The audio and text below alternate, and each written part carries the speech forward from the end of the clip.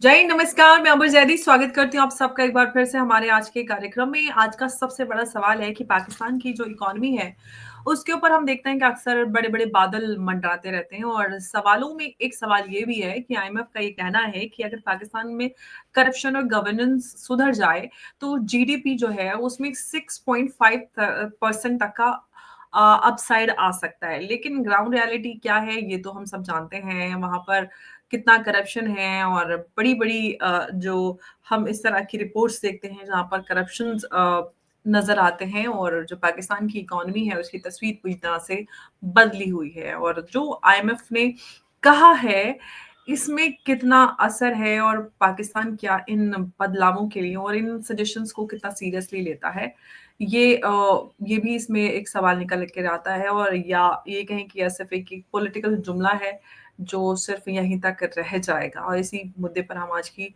चर्चा रखेंगे और हमारे साथ उमेश जी हैं। उमेश जी बहुत स्वागत है आपका। जय हिंद, नमस्कार। जय श्री राम अंबर जी। जय सिया राम। उमेश जी, आईएमएफ ने सीधे शब्दों में कह दिया है कि करप्शन हटाओ और जीडीपी बढ़ाओ। सवाल ये है कि पाकिस्तान की जो पॉलिटिकल लीडरशिप है, उसमें इतना विल पावर आपको लगता है कि आएगा कि वो आईएमएफ के जो सुझाव हैं उन पर ध्यान दे और जो इतना बड़ा उन्होंने इशारा दिया है कि 6.5% तक अपसाइड आ सकता है जीडीपी में। लेकिन देखिए, पाकिस्तान की इकोनॉमी है $400 बिलियन की। और उसके अंदर जो फौजी फाउंडेशन है, उसकी जो जीडीपी है, उसकी जो वैल्यू है, मार्केट कैपिटलाइजेशन है, फौजी फाउंडेशन जो फौज रन करता है, एक commercial enterprise, that hmm, is around $50 to $60 billion. अब $50 से $60 बिलियन की एक कमर्शियल कंपनी फौज रन करता है इन अ फॉर्म ऑफ एनजीओ। वो बोलता है कि मैं इसके जो भी प्रोसीड्स हैं, it is gone for the development of army personnel, वो सब चीज में उसमें कोई भी वो एक तरह से वहां पर बहुत बड़ी धोखाधड़ी होती है, वहां पर उनको टैक्स भरना नहीं पड़ता है। पाकिस्तान में देखिए, 50 से 60 बिलियन डॉलर की जो कंपनी है, जो एंटरप्राइज वैल्यू है, they are not paying any taxes. तो और एक तरह से कॉम्प्लेक्स प्रोसेस बोला है उन्होंने उन्होंने बोला है डिस्टॉर्टेड है, कॉम्प्लेक्स है, और अगर सारा टैक्स जो आना चाहिए सरकार को अगर आ जाता है, तो उनकी जो ग्रोथ है 6.5% पहुंच सकती है। बट ड्यू टू करप्शन ये जो ग्रोथ रेट है अराउंड 3 to 4% है। और इन्होंने बोला है कि ट्रिलियंस ऑफ डॉलर्स पिछले साल में, मतलब बहुत सारे सालों में, इन्होंने एक तरह से खो दिए हैं for due to this mass corruption. हुँ, अमर जी, सबसे बड़ी बात ये है कि आप सोचिए कि 400 में से अगर $60 बिलियन वाला जो एंटरप्राइज है, अगर वो टैक्स ना दे, तो हुँ, कितना बड़ा जो एक तरह से वहां पर अगर टैक्स आना चालू हो जाए, तो पाकिस्तान के लोगों को एक तरह से फायदा होगा। पर अभी तो पाकिस्तान के अंदर कॉन्स्टिट्यूशन भी चेंज कर दिया गया है, और मुल्ला Munir has become the de facto supremo of Pakistan. और उन्होंने कॉन्स्टिट्यूशनल वेवर, कॉन्स्टिट्यूशनल इम्यूनिटी भी ले ली है, और वो सुप्रीम कोर्ट के फैसले को भी नजरअंदाज कर सकते हैं, क्योंकि वो सुप्रीम कोर्ट को भी साइड स्टेप करके कॉन्स्टिट्यूशनल कोर्ट बना रहे हैं। और वहां पर जो पहले प्रोविंसेस के पास पावर थे, उसको भी वो सेंट्रलाइज कर रहे हैं। और उन्होंने ये भी बोल दिया है कि 5% जो जीडीपी है पाकिस्तान की, हुँ, वो आर्मी को आएगी। मतलब हुँ, आप सोच लीजिए कि अगर पाकिस्तान में 100 रुपये अगर कमाता है, तो 5 रुपया उसको आर्मी को कंपलसरी देना ही है। और हुँ, जो पहले स्टेट और सेंट्रल के बीच में जो रेवेन्यू शेयरिंग था, 55 या 45% था, उसको अभी 50-50 कर दिया है। तो अब ये देखिए हुँ, कि कंप्लीटली स्टेट की जो ऑटोनॉमी है वो खत्म कर रहे हैं। आर्मी को एक तरह से सुप्रीम पावर दे रहे हैं, खुद को उन्होंने लाइफ लॉन्ग जनरल बना लिया है, अपने आप को फील्ड मार्शल। और उनका ओहदा आज पाकिस्तान में प्राइम मिनिस्टर और प्रेसिडेंट से भी ऊंचा है। और वो जब चाहे लाइफ लॉन्ग तक he can remain as the field marshal. Field marshal ji, का पहले जो पाकिस्तान की कॉन्स्टिट्यूशन में कोई डेफिनेशन नहीं था, उसको भी इंस्टीट्यूशनलाइज कर दिया गया है। हुँ, अब इतनी बड़ी टैक्स धोखाधड़ी हो रही है, तो पाकिस्तान के अंदर इंफ्रास्ट्रक्चर नहीं हो रहा है, वहां पे इलेक्ट्रिसिटी के प्राइसेस ज्यादा हैं। और इन्होंने अभी तक डैम्स भी नहीं बनाए हैं। 1976 में इन्होंने लास्ट डैम बनाए थे, और उसके बाद 50 साल में इंफ्रास्ट्रक्चर के नाम पे कुछ नहीं हुआ है, सिर्फ टेररिज्म इन्होंने किया है। और टेररिज्म इंडस्ट्री फुल रही है। बाकी पाकिस्तान की जो जीडीपी के अंदर देखा जाए तो complete economy is in shambles. और इसी के लिए आईएमएफ ने बोला है कि आप $7 बिलियन तो मांग रहे हो, बट आपकी जो टैक्स स्ट्रक्चर है इट इज डिस्टॉर्टेड और उसको रिवाइज करने की मोहिशी, जरूरत है। अब सवाल आईएमएफ को तो लेकर बहुत सालों से हम ये खींचातानी देख रहे हैं, आईएमएफ ने शिकंजा कसती रहती है पाकिस्तान के ऊपर। लेकिन उमेश जी, सवाल ये है कि पाकिस्तान में हर सरकार जो आती है, जो भी है, वो सब गवर्नेंस और ये सब रिफॉर्म्स और ये सब की बातें करते हैं, लेकिन बदलाव हमें कहीं पे भी कोई स्ट्रक्चरल चेंज या कोई प्लानिंग इस तरह की नजर नहीं आती। सवाल अब ये निकल कर आता है कि क्या पाकिस्तान ने करप्शन को अपने सिस्टम में पूरी तरह से बचा बसा लिया और उसका हिस्सा बना लिया है, और अगर हाँ तो ऐसा क्यों है, और नहीं तो फिर जो हमें रिफॉर्म्स है वो क्यों नजर नहीं आते? क्या आपको इसके पीछे का रीजन लगता है? देखिए, पाकिस्तान के अंदर जो पूरा जो पाकिस्तान के अंदर जो स्ट्रक्चर है it is design for the welfare of the army. Hmm. वहां पे पाकिस्तानी सिटीजन्स का कोई औचित्य नहीं रह गया। जी। वहां पर एक तरह से टैक्स एग्जेम्पशन दिए जाते हैं for army people, army man. Hmm. और एक तरह से जो और इसके लिए तो हम्म। आईएमएफ ने बोला है कि डिस्टॉर्टेड टैक्स हम्म। स्ट्रक्चर है। हम्म। एग्जेम्पशन बहुत ज्यादा मिल रहा है, स्टैट्यूटरी एग्जेम्पशन। और एक तरह से मनी लॉन्ड्रिंग का भी चार्जेस है पाकिस्तान के ऊपर। इसके हम्म। लिए 2022 में वो ग्रे लिस्ट से निकला भी है, पर अभी भी उसके ऊपर तलवार लटकती जा रही है। अगर ग्रे लिस्ट में जाता है तो आईएमएफ और वर्ल्ड बैंक के द्वारा जो उनको सपोर्ट प्रोग्राम्स मिलता है सब में हम्म। कटौती आ जाएगी। और हम्म। इसी के लिए अब पैसे देने से पहले आईएमएफ बोल रहा है कि भैया आप अपना जो टैक्स स्ट्रक्चर है उसको रैशनलाइज करिए, उसके अंदर सारी एंटिटीज को टैक्स करिए, आप हम्म। अपना रेवेन्यू बताइए, पैसे बताइए, फिर आपको पैसे देंगे। आप हम्म। सिर्फ पैसे मांगते रहोगे और हमारा पैसा गड्ढे में जाएगा, ब्लैक होल में जाएगा, पाकिस्तान की जिहादी ब्लैक होल में। This can not be allowed.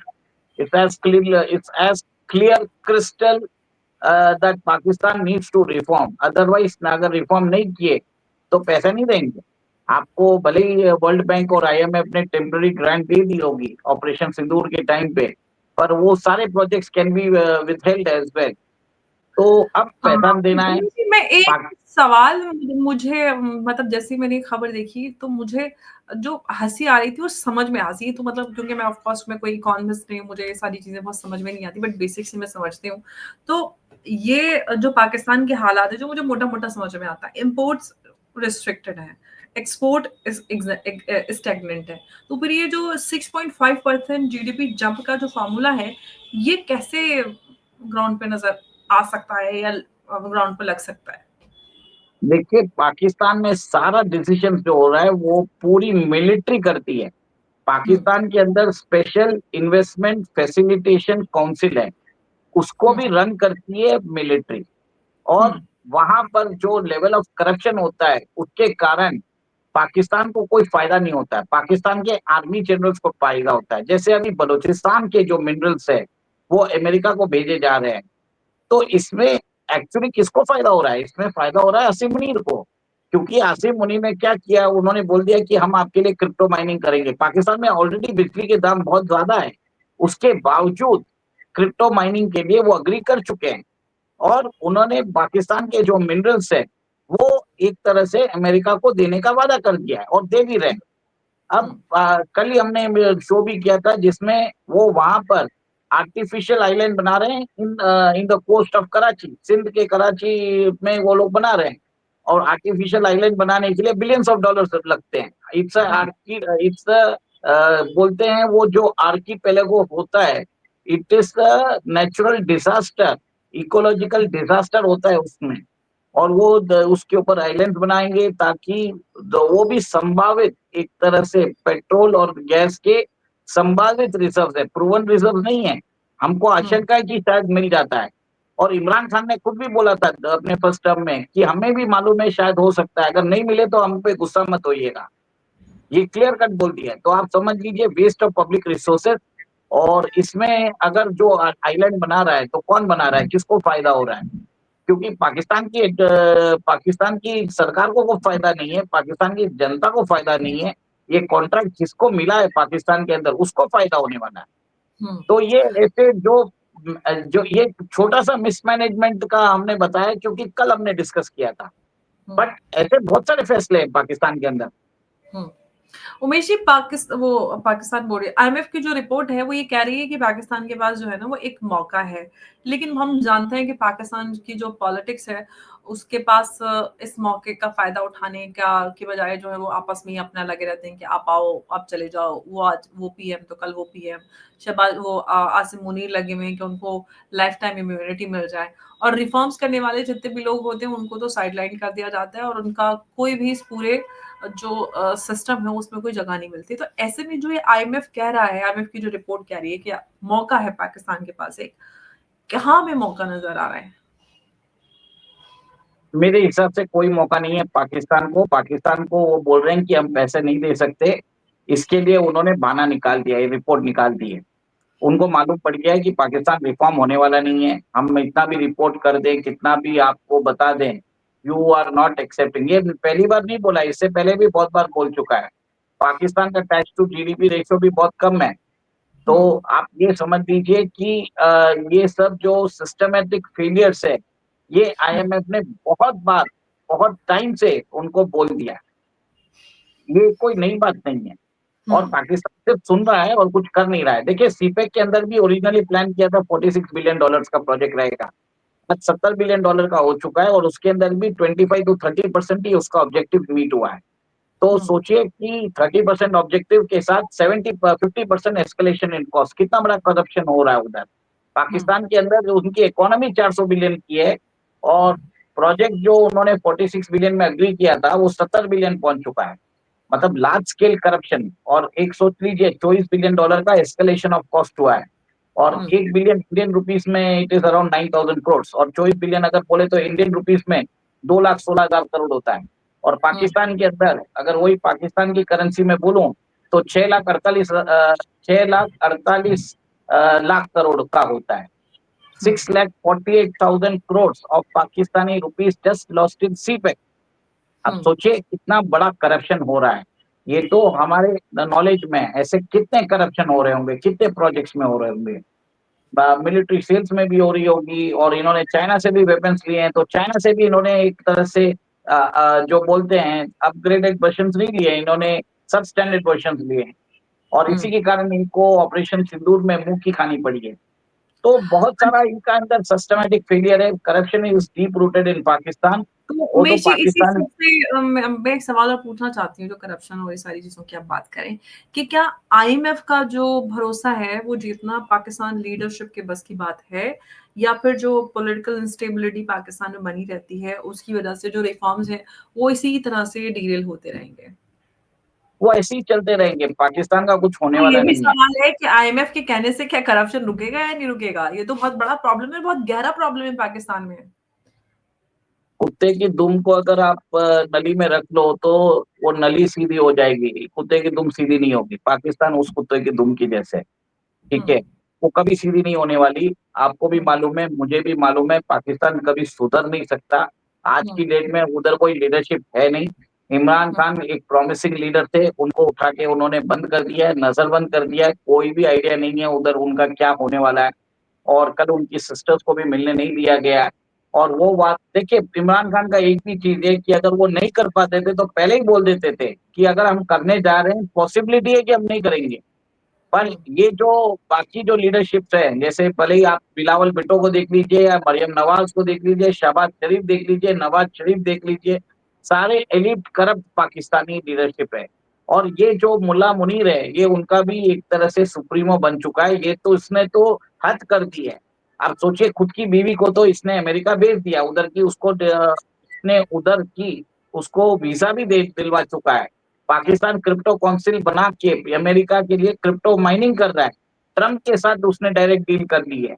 तो आप ये सोचिए, ऐसी सारी डील अगर आप करोगे, नेशनल इंटरेस्ट के अंदर नहीं रखोगे और पाकिस्तान के लोगों को फायदा नहीं पड़ेगा, तो Pakistan, how can Pakistan develop? मैं सीरियसली एक तरह से और क्वेश्चन पूछ एक रहा हूँ। बात उमेश जी, इस पूरी जो आईएमएफ की रिपोर्ट है जिसमें वो आईएमएफ कहता है कि 6.5% का जीडीपी अपसाइड हो सकता है, तो ये अब पाकिस्तान लीडरशिप के पास कहीं न कहीं एक और उनके पास मतलब एक पॉइंट मिल गया उनको जनता को बेवकूफ़ बनाने का कि भाई जीडीपी जो है हमारा 6.5% बढ़ सकता है, बढ़ सकता है, बढ़ सकता है। लेकिन कैसे ग्राउंड पे बदलेगा इसका तो कोई उनके पास कोई रोड मैप, ब्लूप्रिंट कुछ भी नहीं है। देखिए कोई रोड मैप नहीं है, कोई ब्लूप्रिंट नहीं है, और वो भारत को ही अल्टीमेटली ब्लेम करेंगे। वो बोलेंगे भारत ने सिंधु नदी का पानी काट दिया, इसके कारण हमारी जीडीपी ग्रोथ कम हो गई, हमारी एग्रीकल्चर प्रोडक्शन कम हो गया, हमारे क्रॉप्स फेल हो गए, हमारे पास बिजली नहीं है, बिजली के कारण जॉब्स नहीं है, जॉब्स के कारण आउटपुट नहीं आया। तो ये भी भारत के ऊपर ही ये फोड़ने वाले हैं। आप देख लीजिए कुछ दिनों में ख्वाजा आसिफ या शहबाज शरीफ विल ब्लेम इंडिया कि इंडिया ने इंडस वाटर ट्रीटी को जिस हिसाब से अबेयंस में रखा है, उसके कारण भारत पाकिस्तान के अंदर जीडीपी ग्रोथ नहीं हो पाया है, और पूरा जो रसीद है वो इंडिया के नाम पे फाड़ने वाले हैं। ये आपके शो पे मैं पहले ही बता देता हूँ, ये होने वाला है, क्योंकि उनकी पाकिस्तानी जनता को तो बेवकूफ बनाना ही है, उनकी लीडरशिप को। तो बिल्कुल, और एंटी वो इंडिया पाकिस्तान का पुराना खेल है और इसी तरह से अपनी नाकामियों को पाकिस्तान छुपाता आया है और एक बार फिर से पाकिस्तान को मौका मिल जाएगा। हालाँकि आईएमएफ ने उनको एक जनता को बेवकूफ़ बनाने का एक और बहाना दे दिया है कि जीडीपी जो हमारा 6.5% बढ़ सकता है। लेकिन वो तो भारत हमारे बीच में आ गया, उन्होंने पानी रोक लिया वरना तो हम तो चाँद तक पहुँच जाते। वैसे तो चाँद के ऊपर पाकिस्तान है ही। उमेश जी बहुत धन्यवाद आपका हमारे साथ इस चर्चा में जुड़ने के लिए। नमस्कार, जय हिंद, जय भारत। जय श्री राम। जय सिया राम उमेश जी, बहुत धन्यवाद।